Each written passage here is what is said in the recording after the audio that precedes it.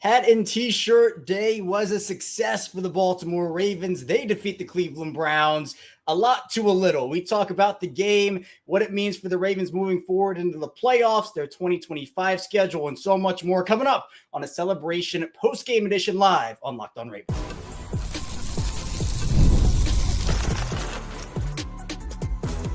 You are Locked On Ravens, your daily Baltimore Ravens podcast. Part of the Locked On Podcast Network, your team every day. Welcome into another edition of Locked On Ravens. We are your daily Baltimore Ravens podcast. I'm your host, Kevin Oestreicher of Ravens Wire, and we are here with you on the Locked On Podcast Network, your team every day. Thank you so much for being here on this Saturday night, making Locked On Ravens a part of your night, your first listen each and every day and every night as well. We're free and available for you, all podcasting platforms. That includes in video form on YouTube, where you can like and subscribe to the channel. Also in audio form, where you can follow along and subscribe over there as well. 5 days a week plus more of daily Ravens coverage every single week, Monday through Friday, regularly scheduled programming. We go live after every Ravens game, every piece of big news. So appreciate all the support on the show. Today's post-game edition of Locked On Ravens is brought to you by PrizePicks. Go to prizepicks.com/LockedOnNFL. Use code all lowercase LockedOnNFL to win $50 instantly when you play $5. Hey, you know what? Hat and t-shirt game means you got to get the hat and t-shirts going. And I did, in the spirit of hat and t-shirts. I got the hat. We got hat and t-shirts. Hat and t-shirts. Ravens win the AFC North. They are the 3 seed. We got the Locked On merch going. You know we have to get the Locked On merch going here. Ravens, they will be hosting a home playoff game, and we don't know who's going to be yet, but it's going to be either the Steelers or the Chargers. So I know it was a little bit of a sloppy game for the offense for part of this game, right? I know that there were some – I don't want to say I was worried throughout the game. I guess early on I was just expecting more, but you know what? The Ravens turned on the Jets late in this game. We're going to dive into all of it. The game itself, we can take away trends from it. Obviously, Cleveland was not really doing all that in terms of the players on the field. Certainly had some big stops and big moments, and part of that was the Ravens, honestly, making some mistakes, which is a concerning theme for, the playoffs as we get there. We'll talk about the Ravens and Browns game. And, man, I'm moving a million miles a minute. We had a Michael Pierce big man interception, which we are going to have to get to. I mean, that was, I think, the best play of the season, in my opinion.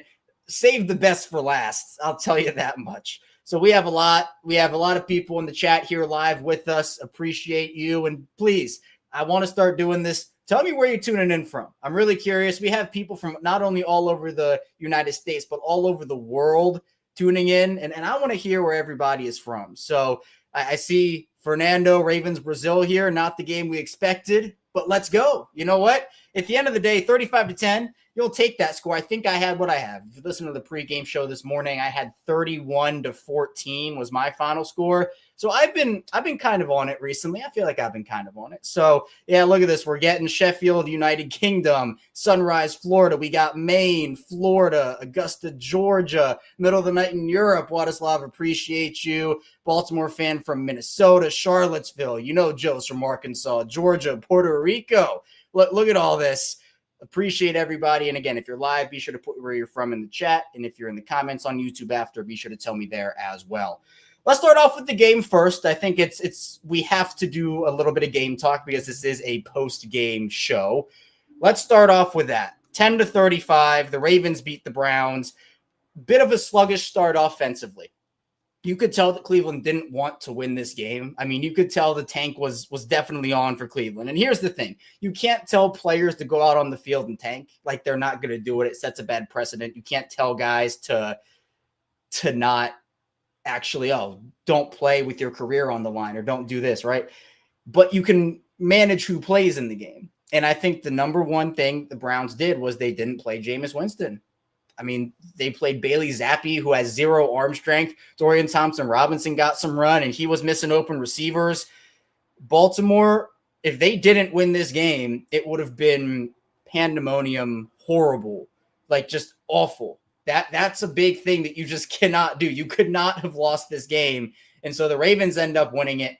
And in my opinion, I think it's a really big deal that the Ravens were able to turn it on late because there were things in this game that were not good. The receivers dropped a lot of passes. Obviously, I haven't heard, at least I'm trying to peruse through Twitter as we are doing this. The big thing is Zay Flowers. And if he's out for an extended period of time, even if that is a couple of weeks in the playoffs means they're missing 2 playoff games. So that's tough. I will be looking through Twitter to see if John Harbaugh gives any update. If we're being honest, I wouldn't expect anything, but we're going to talk about it if he does say anything. And here's the thing that I would like to get to first. Lamar Jackson in this game, not necessarily the big blowout Lamar Jackson 5, like none of that was really going on, right? He missed some throws. He got frustrated. It definitely wasn't Lamar's best game, right? Wasn't his best game. Finished it with 217 yards passing, 2 touchdowns, also had 63 yards rushing in the game, 16 of 32, so he completed 50% of his passes. Here's Lamar Jackson's final 2024 regular season stat line. 4,172 passing yards, 41 passing touchdowns, 915 rushing yards, 4 rushing touchdowns. That comes out to a grand total of 5,087 total yards and 45 total touchdowns. That's incredible. That is unreal, unbelievable.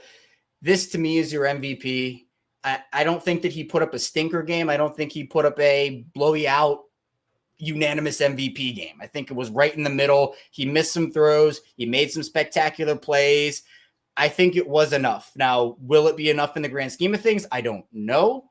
But in my eyes, this is your MVP, especially when a guy is the first quarterback in NFL history to have 4,000 passing yards and 800 rushing yards. And honestly, with the 900 first quarterback with 4,900, he came just 85 rushing yards away from a 4,000, 1,000 season, which again would have been absolutely incredible, but you cannot discount the fact that he had a 4,900 year with 45 touchdowns on top of that and just 4 interceptions. Wasn't like he was turning the ball over at will. Right now, obviously, is the MVP the most important thing here? Is it a big deal if he wins it or not? I mean, obviously, no. It's a great award, and Lamar has said as such, but the big goal for the Ravens is winning a Super Bowl. But hey, I say, why not both? Why not both? So Lamar, medium game from Lamar. Medium game. I think you would certainly, those throws to Mark Andrews, he overshot a little bit. That weird Derrick Henry 4th down play where he kind of hook shot it over somebody. So we'll see. And British Raven, I appreciate you saying this. If anybody has any updates like British Raven just put in here, be sure to put them in the chat. We'll talk about it.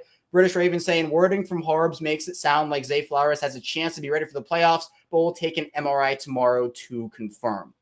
So thank you for that. And I'm going to look to see if I can find the quote on it. But that's the big part. I think everybody's excited that the Ravens won the game, but Zay Flowers is the next, I think, cause for concern, because if you don't have Zay, that's tough. Rashod Bateman really stepped up today in the absence of Zay, and scary moment for Rashod. He got crunched by Juan Thornhill, but Bateman 5 for 76 and a touchdown. Andrews 4 for 54 and a score, made multiple tough catches, man. Andrews was out there making tough catches all day. You have Likely, Henry, Ricard, Flowers, all with 3 or less, but Derrick Henry, the definition of a closer. What do you have? 4 carries for 4 yards or 4 carries for 8 yards at halftime or something. Finishes the game with 20 carries for 138 yards and 2 touchdowns.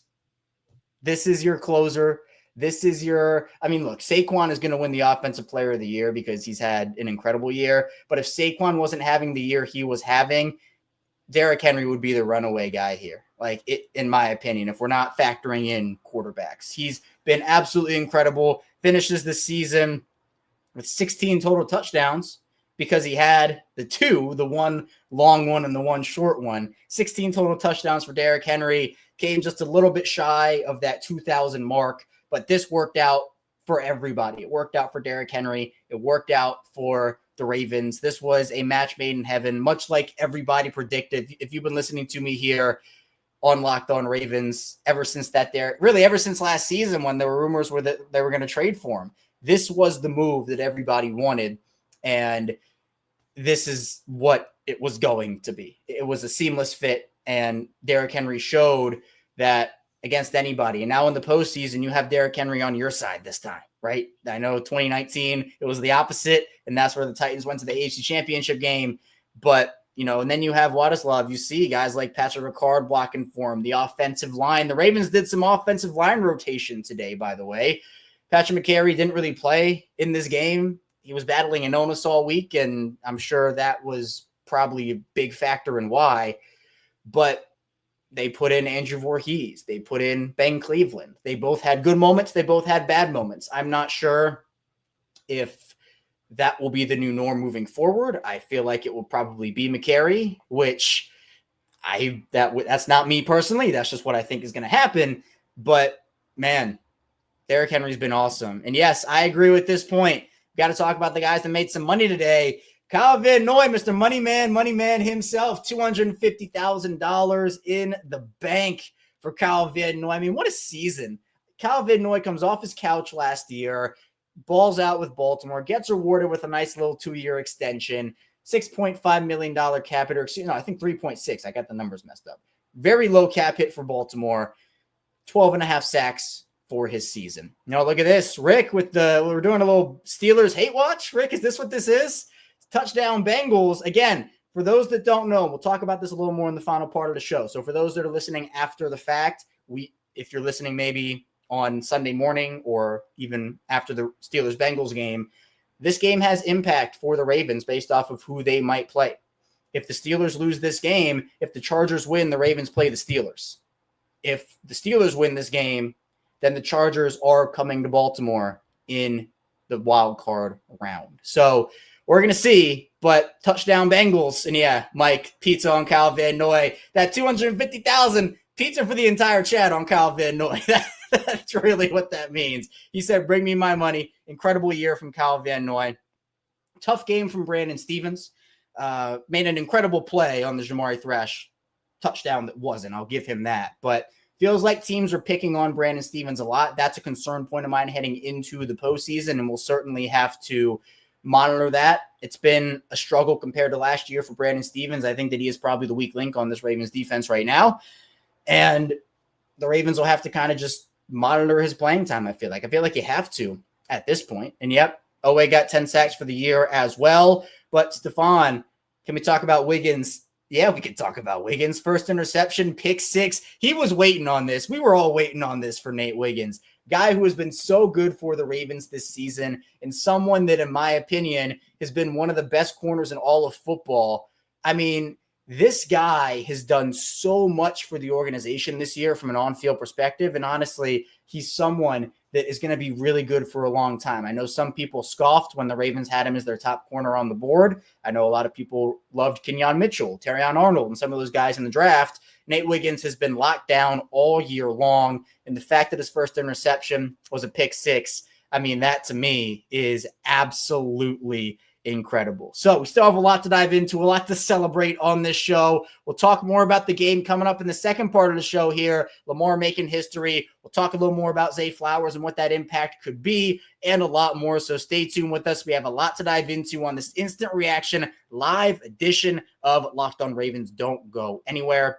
First, this show is brought to you by PrizePicks. It's playoff time, and if you're like me, you want to make the most of these final weeks of football action. That's where PrizePicks comes in. If you love football and want a chance to win real money while watching the games, PrizePicks is the place for you. It's the best way to turn your sports opinions into cash with daily fantasy player projections. With PrizePicks, you simply pick more or less on player stats like total passing yards or rushing touchdowns for a shot to win to 1,000 times your money. You can make your picks in less than 60 seconds, whether you're looking for a flex play to boost your payout or want to cash out quickly. PrizePicks has got you covered, and with over 10 million members and billions in winnings, it's clear that people are loving this platform. I've been playing for a while now, and I'm having a blast. This week, I'm eyeing Jared Goff more than 230 passing yards, and I had Derrick Henry for more than 1 touchdown, and that one looked pretty good for me over on PrizePicks. It's so easy to use, and I love how fast the payouts are. I've gotten paid out in as little as 15 minutes when my picks hit, plus weekly promos like Taco Tuesday discounts add even more value to my lineups.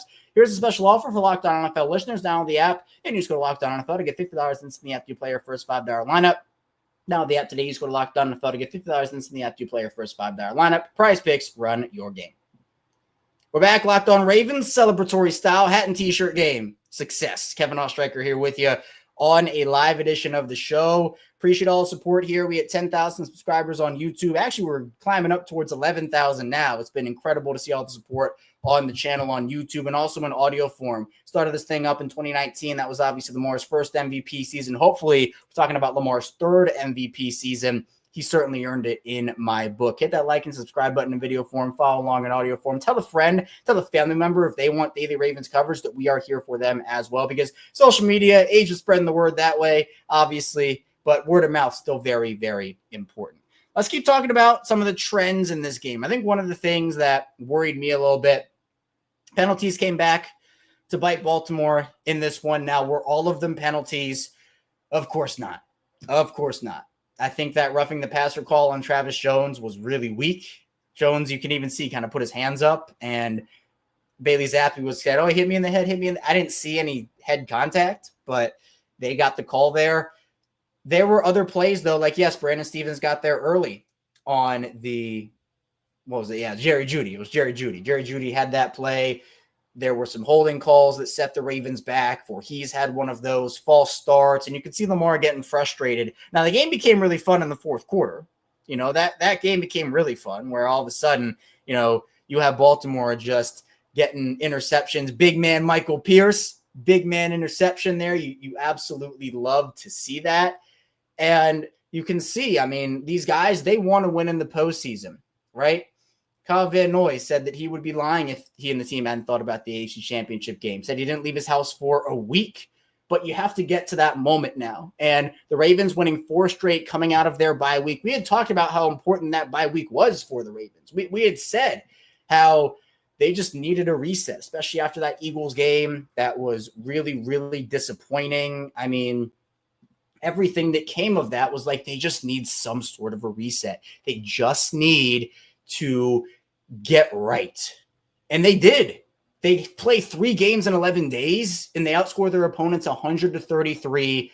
Yeah, the Browns game was sloppy on offense. I mean, I think it was more so about like, okay, it's a game that the Ravens know they should win, and the Browns have everybody out. They're not really playing all their guys. And then all of a sudden, it's that momentum play. They get a stop, they score a touchdown, and then it just all kind of clicks a little bit from there. And now you just have to be able to continue your momentum into the playoffs. Now, as I've mentioned on the show before, if you're an everydayer, you've heard me talk about this.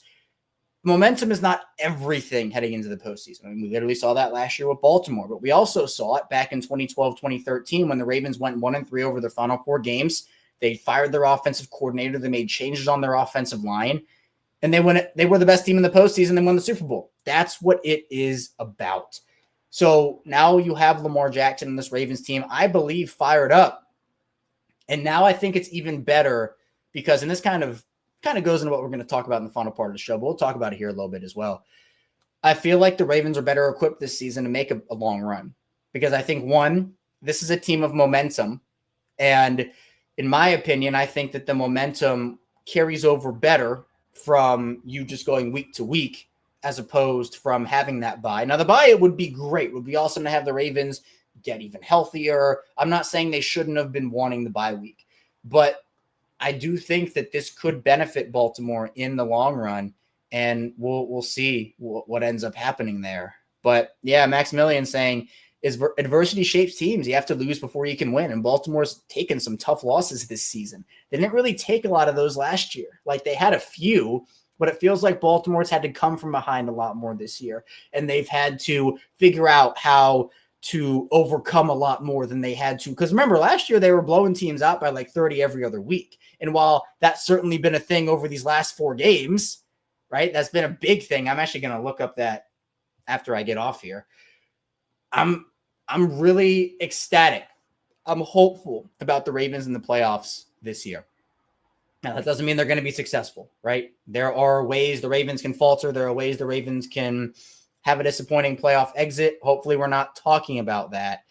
But Stefan is making a lot of points here. First of all, Michael Pierce, officially thick pick. All right, that's the name. I'm with Stefan. Thick pick. Michael Pierce. Absolutely incredible. That absolutely electric. But Stefan also saying we made a similar switch this year, except on defense. Since week 11, we've had one of the best defenses in the NFL. Yeah, 1,000%. 1,000%. Like, with what Baltimore has done this season, starting off 0-2, they end the year 12-5. All right. They lost 3 games since week 3. And were all of them pretty? Of course not. This Ravens team is not a pretty team. It's fun. They're fun to watch sometimes when they have games like this or like the Texans game or whatnot. But the Ravens make it hard sometimes, right? You know, you got your heart beating and you're sweating. We've come on here after those Bengals games and we're just kind of like, oh, what? We're just moving a million miles a minute. But sometimes you need to have those moments to go to where you want to go. And for Baltimore, they're going to have a tough path. But I do think that the AFC is a lot more wide open. And with teams like Kansas City, who I think has hit their stride, I think Kansas City certainly has. Buffalo's facing some defensive questions. Pittsburgh is imploding. The Chargers couldn't keep up with the Ravens the first time. The Texans are a one and done, in my opinion. I think the Ravens' biggest challenger, obviously you have to get over the hump for Kansas City, right? You have to get over the hump with Kansas City. But we'll see. And another update from Nick. Zay Flowers on crutches in the locker room, though likely just precautionary until they can get a confirmatory scan. So, yeah, tough to hear that he's on crutches. And, again, thank you, Nick, for the updates. And I saw Rick had an update on the Steelers game, if I can find it. Russell Wilson just got sacked. Man, I don't know. Bengals, is the Chargers game going to set it up? Is that what it's going to be? That would be crazy because obviously the Bengals getting into the playoffs. Let me just tell you this right now, off Ravens topic real quick for a second. Let me tell you this. The NFL wants the Bills-Bengals in the playoffs. And let me tell you why. It's simple. It's because Joe Burrow versus Josh Allen is a lot more marketable than Josh Allen versus Bo Nix. The NFL wants, they are begging the Bengals to get into the playoffs. Bengals offense is awesome. And we saw that in both those Ravens games. Bengals defense is one of the worst defenses I've ever seen. So if the Bengals can do it, it would be a historic turnaround. But the Ravens, I know there were a lot of fans that were worried about, oh man, what if the Ravens have to play the Bengals in the first round? That obviously cannot happen. The Ravens only have the Steelers and the Chargers to worry about. We might know that by the end of tonight. We also might know by the time tomorrow after the Chargers game rolls around. Coming up, though, we have an important thing to talk about in the final part of the show. We'll continue, obviously, celebrating. We'll talk about the playoffs. We'll still have some fun over here on Locked On Ravens. But the Ravens' 2025 opponents, they are officially set with the Ravens winning the AFC North. So be sure to stay tuned for that. We're going to break it all down next here on Locked On Ravens Live.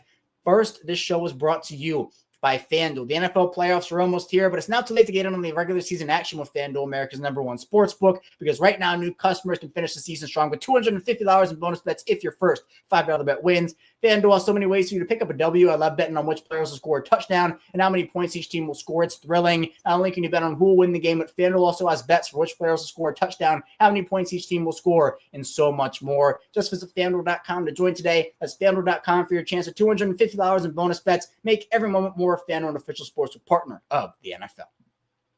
Back here on Locked On Ravens, Kevin Oestreicher still rocking out with you here on this Saturday night. I really appreciate everybody for being here on a Saturday night, by the way. I know that it's kind of weird with the timing of these games, especially recently. I mean, when's the last time the Ravens played on a Sunday? It was 4 weeks ago against the Giants. I mean, it feels like forever since this team has played on a Sunday. So on Saturday night, I know you could be maybe going out. You could be, going on a date. You could be, going out for dinner, whatever it is, hanging out with friends. But the fact that you're spending your night here with me for a little bit, it means the world to me. I cherish these communities so much we've built up, and none of this happens without all the support I've gotten, video form, audio form, social media, subtext. It's been absolutely incredible. So thank you. We're going to keep going here on Locked On Ravens for 5 days a week plus more of daily Ravens coverage. And let's talk about the upcoming schedule for the Ravens. We'll talk about this a little more. We're going to have a bonus episode tomorrow on everything. But to me, the schedule for Baltimore, because they did win the North, which means they're playing another first place schedule.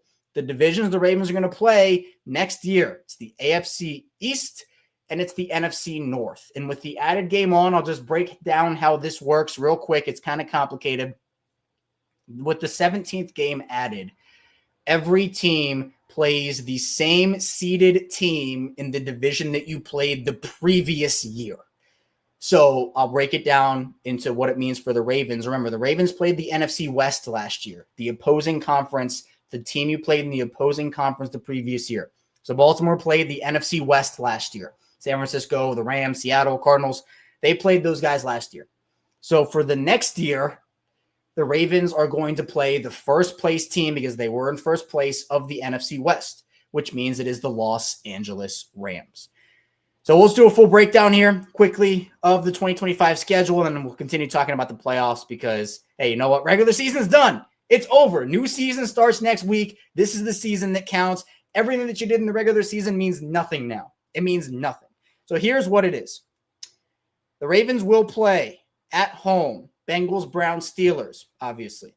Patriots, Jets, Bears, Lions, Texans, Rams. That is their home schedule. One more time. Bengals, Browns, Steelers, Patriots, Jets, Bears, Lions, Texans, Rams for their home schedule. Their away schedule, you might want to sit down for this one. This is really tough.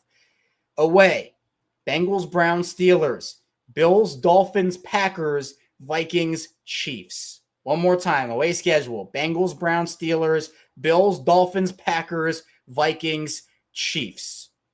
That's tough. That's really, really tough. Now, again, the Ravens are a good team too. They won the North. This is going to be their schedule. You know, I expect the Texans to be better next year. I think the Bears will probably be a little better next year.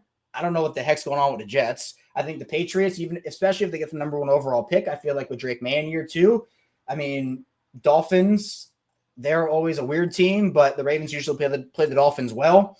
Play the Chiefs on the road again in Arrowhead. So, you know, it could be 3 meetings in a year at Arrowhead, which would be crazy if the Ravens make the AFC Championship game. This is a tough schedule, but the Ravens have earned this. They won the North. And the fact is that they will, because they won the North, they will play the Chiefs, they will play the Texans, and they will play the Rams. Those were the 3 teams that we had to wait on for this game to end. So, man, you have to kind of be wary of that if you're Baltimore, but I think you also embrace the challenge if you're the Ravens. Like, I would embrace that challenge for sure. So we're going to see what happens there, but we can't look too far ahead to 2025 because 2024 is not concluded yet. Well, I guess the year 2024 is concluded, but 2024, 2025 playoffs, they're on the horizon. And like we talked about, Ravens are going to either face the Chargers or the Steelers. So now that it's real, it's more real. Who would you rather face? Again, maybe at the end, in 2 hours, this conversation isn't going to matter because maybe the Ravens will already be locked into playing the Chargers, but maybe not. So would you rather face the Steelers or the Chargers in the wild card round? I think I would still rather play the Chargers, but I feel like either team is going to be a good game for Baltimore. Pittsburgh obviously presents more challenges because they're a division rival and the games always get weird, especially with the Steelers. I think the Chargers don't have the defense to keep up with the offense of the Ravens. And, you know, Lamar was kind of able to dice them up the last time that the Ravens and Chargers played. And the Ravens, I think, understand the Chargers don't have the defensive horses to stop Derrick Henry. But I don't think, look, and I see Edward saying Steelers, especially the way they're playing right now. Edward, I hear you. Like, the Steelers are absolutely just imploding. Like I said, there is drama on and off the field. They're not playing good football. But actually, Joseph, I've thought about this. We know the stats. John is undefeated against Jim, and it feels like Jim is kind of due for a win. Now, sometimes that just never happens, right? For example, Lamar went 2-0 against Tom Brady, and, you know, Tom never got a win against Lamar. So sometimes it never happens, but I'm with you, Wadislav.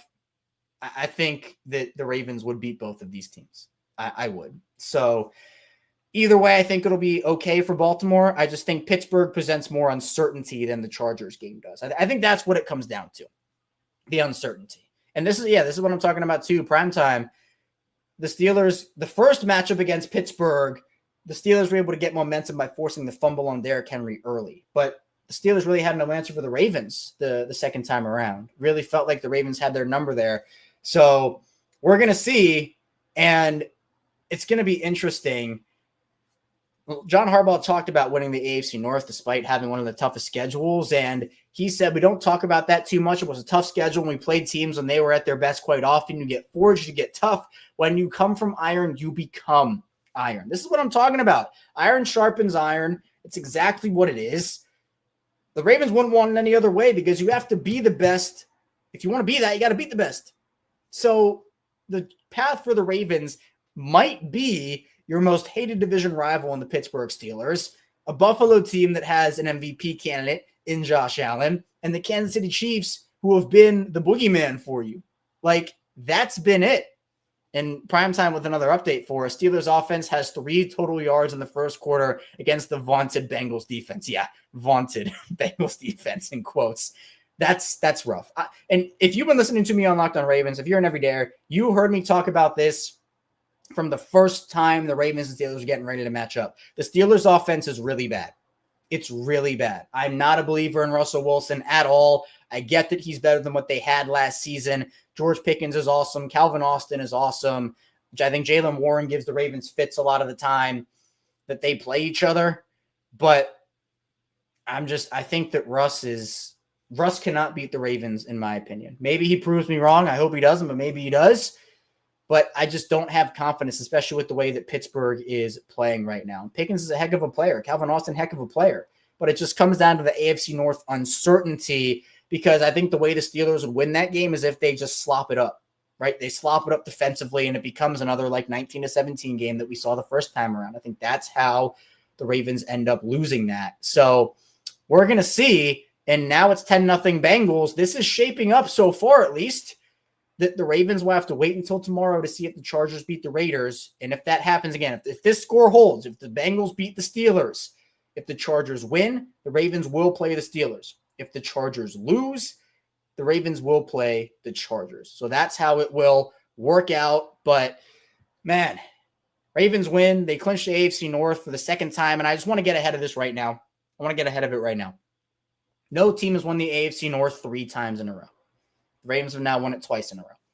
So obviously that'll be a big conversation heading into next season. I know there's conversation about the MVP. As I mentioned at the top of the show, I think Lamar Jackson had just a push game, in my opinion. So I don't think it lost him the MVP. I don't think it won him the MVP. It's going to be really close, and we're going to see what ends up happening. So I think that this Baltimore team's in a good position, because even when you talk about the NFC teams, like I think Philly is the hardest Ravens matchup in the NFC. Lions are really good. The injuries, though, are what worry me with Detroit for their sake. So there are a lot of different dynamics that are going to happen over these next couple of weeks. Obviously, we have to hope that Zay's okay. I would anticipate if the Ravens and Steelers are the matchup, that game is going to be scheduled on Saturday, because both those teams played on Saturday. If it's Ravens-Chargers, maybe it's the early game on Sunday.